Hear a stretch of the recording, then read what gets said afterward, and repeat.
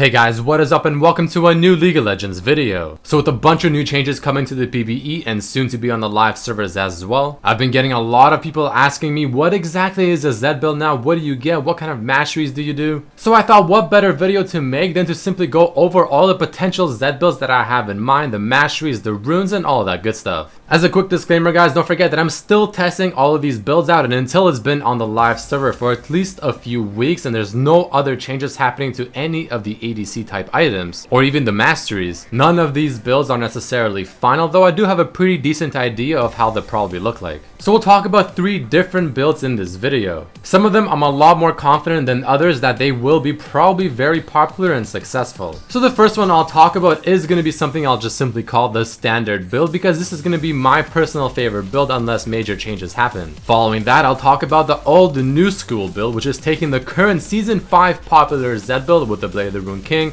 and then transitioning it into season 6 and how it can look like. And the final build I'll talk about is going to be the crit Z build because I do feel like critical strike chance and just damage overall is going to be a popular trend within season 6. This is going to be the least likely Z build that I think will be used, but it's still something worth mentioning. So let's start things off by talking about what I think will be the new standard build, and this is the one that I personally enjoyed the most when testing it on the PvE server. So I think the first best thing to show when talking about any of these builds is actually the build itself and what items to get. So a common trend among all 3 of the builds are going to be the starting items, whether it's a longsword and potions or the new starting item called Cull and a few potions. Now for this build I actually have 6 items listed as core items. Now that's only because I feel like all 6 of them work together really well. But if I were to remove any of these items from this build, it would probably be the Infinity Edge and maybe the Phantom Dancer, in case you want to replace it with one of the other options listed below. So you can notice that there is no Blade of the Rune King in this build because I feel like it's just not as necessary as it is currently. So Youmuu's is 100% going to be your first item in every single build because this item is just so strong, and if you can finish it early on into the game, you'll have a huge power spike. You'll want to then definitely get your boots, and if you're simply just snowballing hardcore mode, you want to probably go for the Infinity Edge next. But if you're not snowballing and you're just doing okay, the Death's Dance is actually not a bad choice, even though it is listed as a defensive item. But other than that, these are the items that I'm talking about in the standard build that I enjoyed the most. So what I do like about this build is that it does have a nice mix of new items and old items, bringing the best of each season into one big build,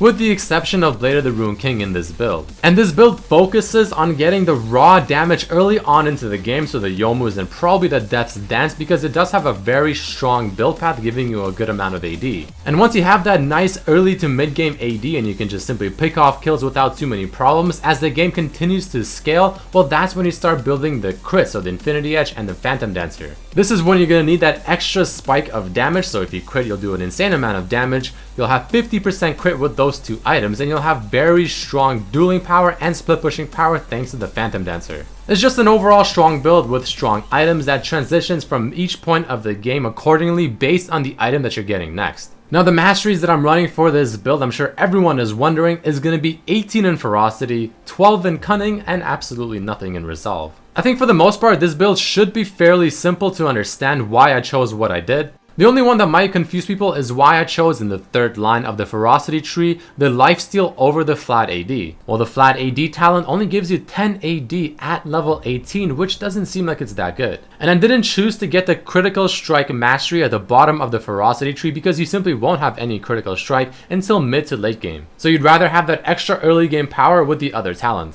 And here are the runes very quickly that I run for this build. I have 5% CDR at level 18 in the blues and the rest are MR per level. The reason for this is because I'm not running Black Cleaver in this build, but if you so choose then you don't need any CDR blues. So with this you'll have 25% CDR, and then if you so choose you can also get the boots of Lucidity and exactly hit 40%.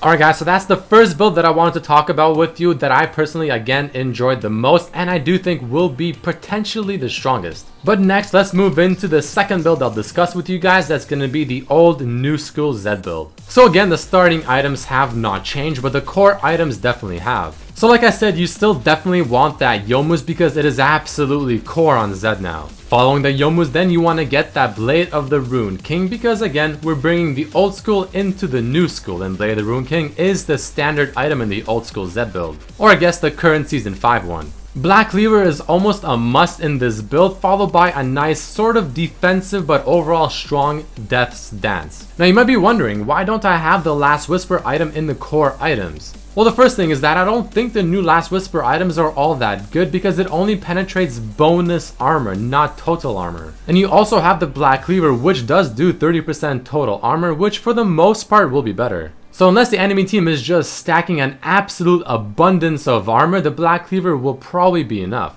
And another option, if you so choose, is to remove the Blade of the Rune King and replace it with the gorgeous Tiamat or Hydra. But other than that, this is how this build is looking. So again, I do highly recommend this build if you're just a huge fan of Blade of the Rune King on Zed and you just cannot play him without it. And I mean, for the most part, this is still a very strong and well-rounded build, taking the best item of Season 6 in my opinion for 80 champions, that's Dance, and transitioning it into this build as well. And the new Phantom Dancer at the end of that build could also be very strong because you'll have so much crazy dueling power. So even though I don't think this is the #1 build for Zed, it's definitely not far from being it. It is almost just as strong as the standard build I just talked about, but again, if you do prefer the Bork, you want to use this build. But like I said at the beginning of the video, guys, nothing is final. I could be wrong on some of the things I'm saying. This is just my thoughts from playing Zed on the PvE for several games. The mastery page for this build is actually the exact same because again, there's not a whole lot of critical strike chance happening in this build. And the runes are also very similar, but there's absolutely no CDR in the blues because you have 20% from your Black Cleaver, you have 10% from your Youmuu's, and you have 10% from Death's Dance, that's 40%.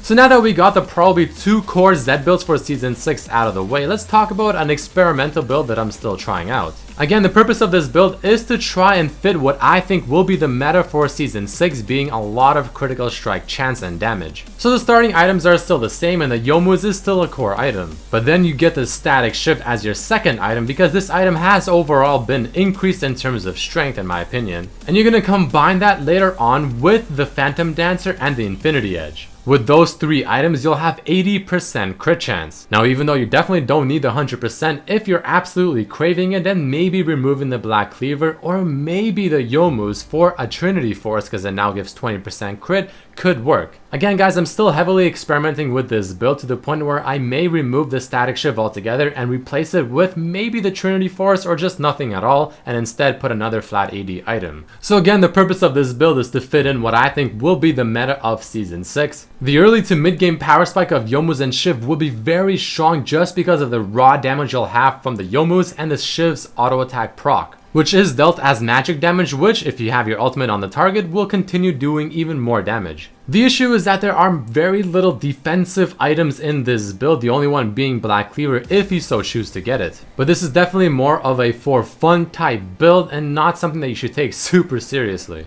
So the only change in the masteries is going to be at the very bottom of the ferocity tree, taking the crit talent instead of the flat AD one. And for the runes, since I don't have Death's Dance as a core item, I have 10% CDR at level 18, because with the 10% here, the 20% from Black Cleaver, and the 10% from Youmuu's, that's 40%. But if you don't care much for 40% CDR on Zed, then you can simply replace the blues with just flat MR or MR per level and have no CDR there. But that is about it for this video, guys. I mean, a lot of people have been asking me, what exactly do you do for Zed for Season 6? What items? What are the best options? What are the runes, the masteries? Well, there you have it. I did play quite a few games on the PvE as Zed to experiment, but again, this is nothing final because until it comes out on the live servers, assuming there's no more changes, I'll be further testing these builds in harder games in ranked, on the lower ping as well, and just overall more games. So once Season 6 finally does roll out to the live servers, I'll eventually update this video to let you guys know exactly what I'm almost confident will be or is the current strongest Zed build. But this is at the moment what I'm thinking of right now. So I hope I did finally answer your questions, and if you did enjoy this video, guys, definitely hit that like button and subscribe if you haven't. Check out my other videos as well, and the ones covering the new changes on the PvE, and I'll see you guys for the next one. Peace.